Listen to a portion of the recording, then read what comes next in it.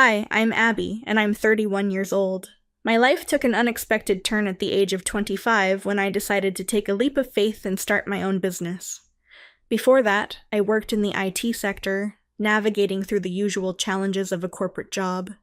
The company I worked for began to struggle, and I felt trapped in a job that was going nowhere. One day, I decided to take a bold step, quitting my job to start a mobile game development company. It wasn't an easy decision, especially since the market was flooded with new startups, each vying for attention. But I was determined to carve out my own space in this competitive world. My husband, Mikey, who is the same age as me, didn't share my enthusiasm for this new venture. We had met at work, and while our love story blossomed in the office, our professional lives took very different paths. Mikey is not the adventurous type. He's someone who values stability above all else. His lack of ambition at work, combined with his contentment with a simple life, often put us at odds. While I was chasing new challenges and opportunities, Mikey was content with maintaining the status quo. Despite our differences, we complemented each other well. I loved shopping, attending concerts, and pushing myself to achieve more in my career, while Mikey was happy with a quiet, uncomplicated life. We balanced each other out, filling the gaps the other left behind. Our relationship was far from perfect, but we made it work, and 2 years ago we tied the knot. 6 months ago, we achieved a significant milestone. We bought our dream home, a beautiful, white-themed single-family house. We didn't want to compromise on anything, so we carefully designed and decorated every corner. Since we both love kids, we even set up a children's room, dreaming of the day we would welcome a little one into our lives. Every day, we would clean and cherish our wooden-scented home, each moment filled with anticipation for the future. However, after moving into our new home, things began to change. Mikey started talking more and more about wanting kids. "Abby, I really want kids soon," he would say. "If you keep working non-stop, you'll be left behind.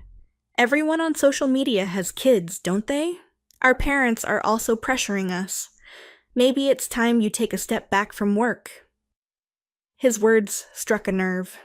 The idea of stepping back from my work was my biggest fear.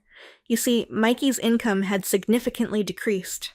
The company he worked for was underperforming, with many employees quitting.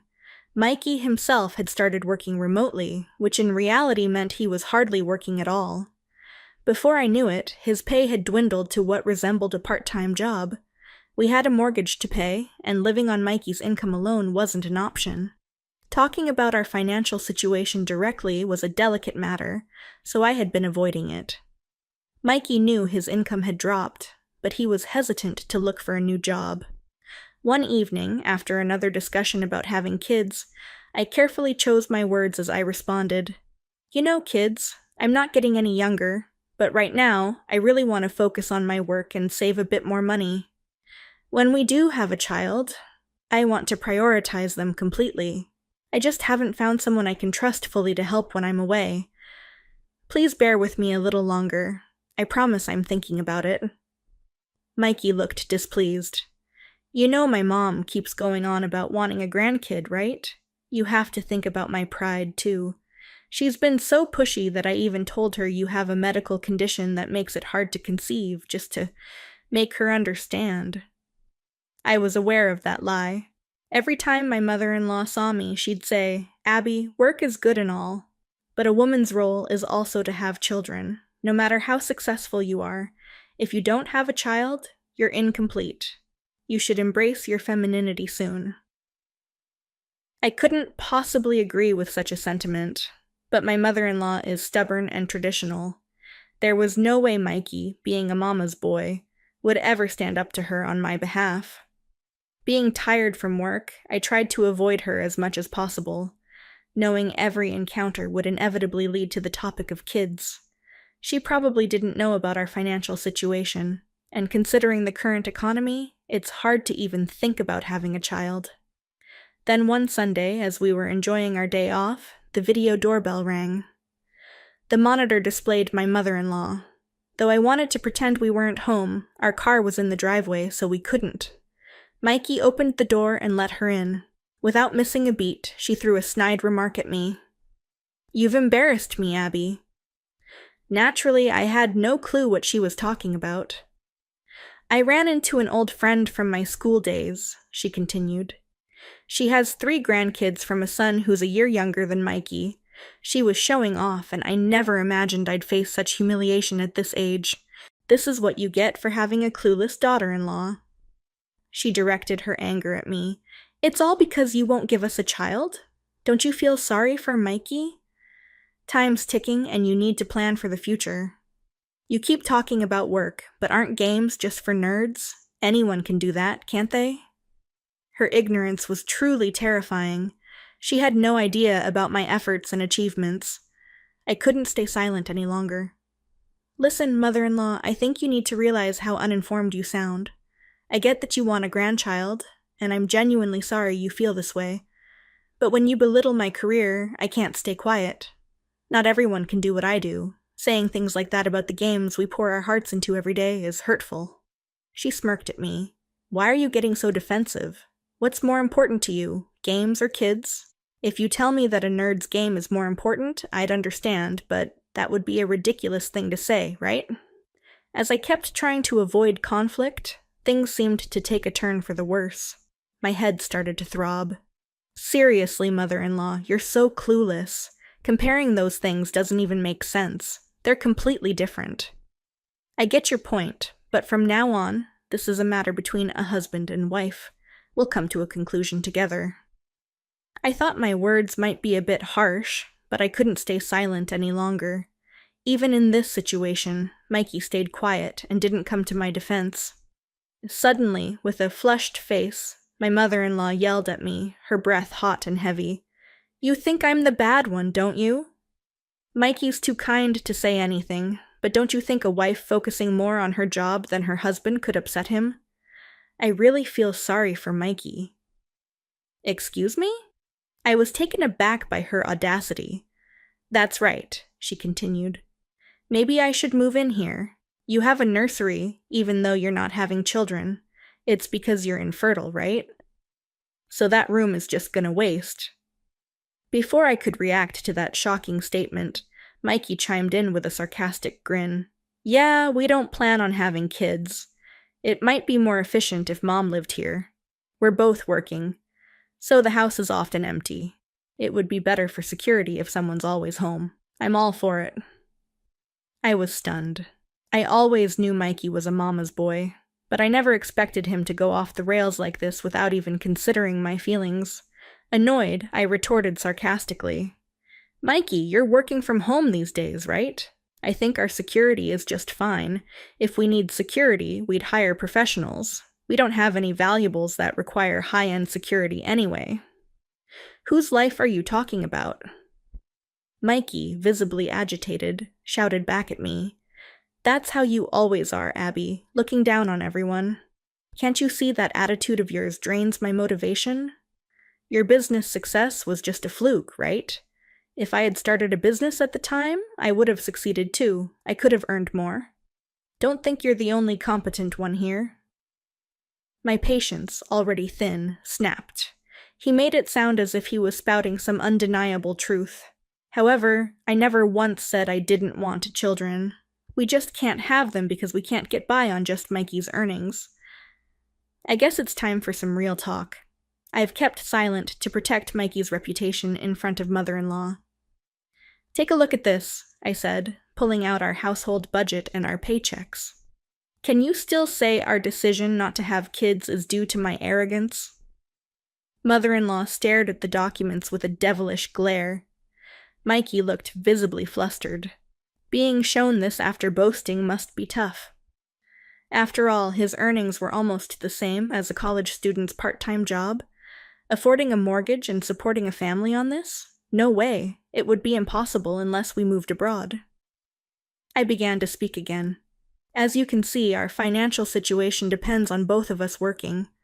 I don't want our child to struggle or live in poverty. Right now we just can't consider having a child.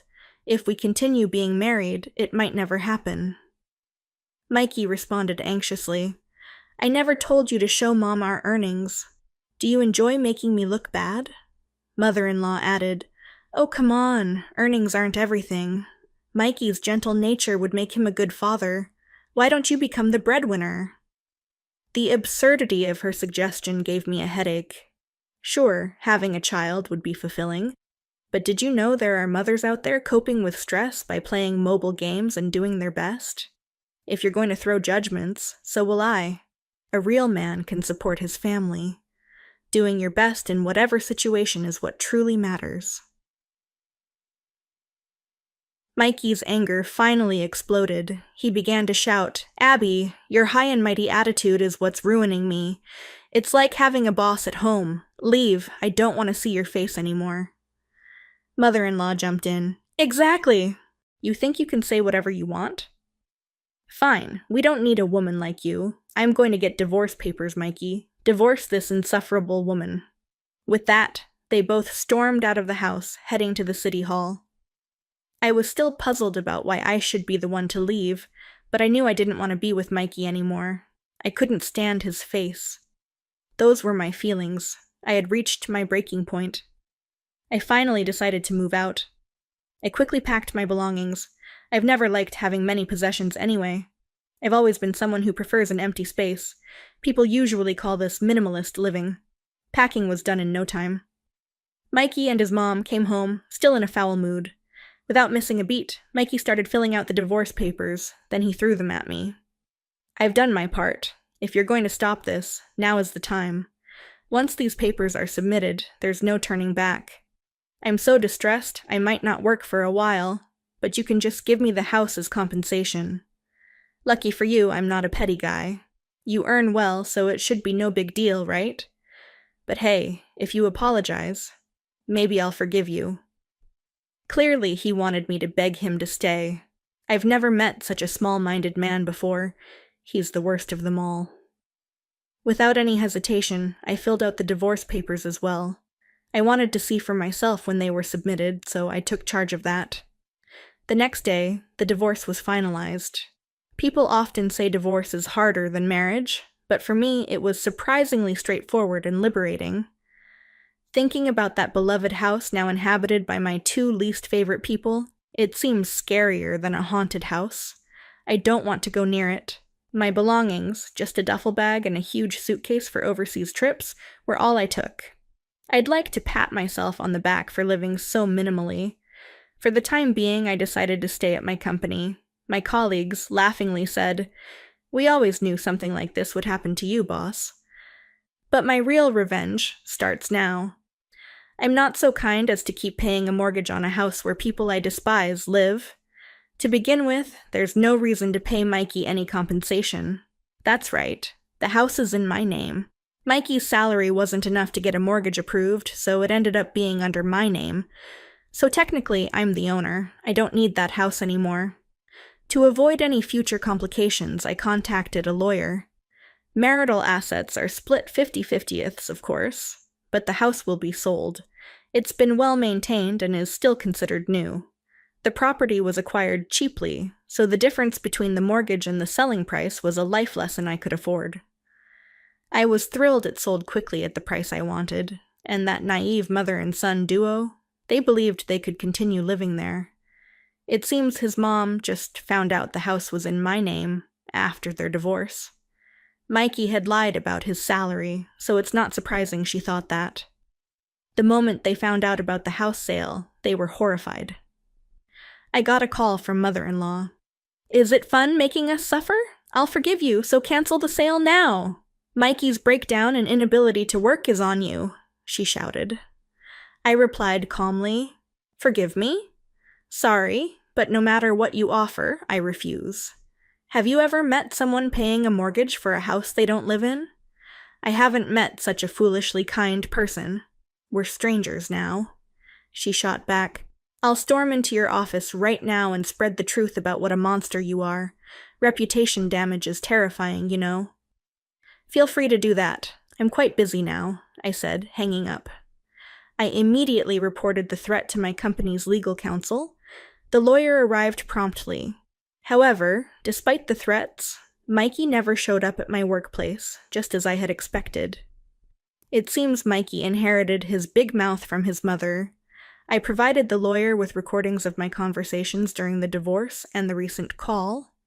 The lawyer believes it's more than enough evidence to claim damages. Due to my work, I have developed a habit of recording conversations. Now, let's delve into the financial situation of mother-in-law and Mikey.